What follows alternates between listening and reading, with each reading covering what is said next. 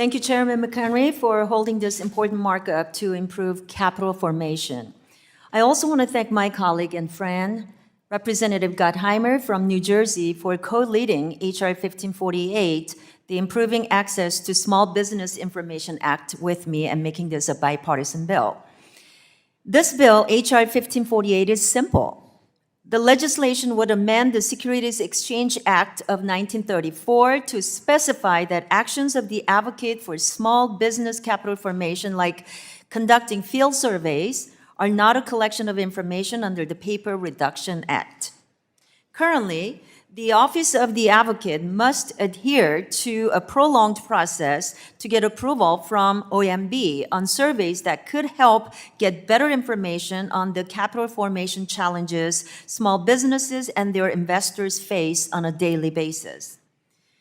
Former director of the office, Martha Miller, told our office, quote, "The office went through a year-long process just to collect registration information for our annual forum and ask a few basic questions to understand the audience attending," end quote.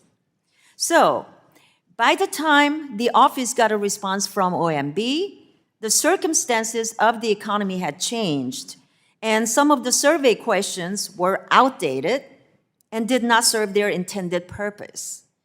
Rather than answering unrelated questions to the difficulties facing small businesses, it would have been so much more effective for small business owners and investors to be focused on analyzing the substantive issues and sharing effective perspectives on capital formation policy.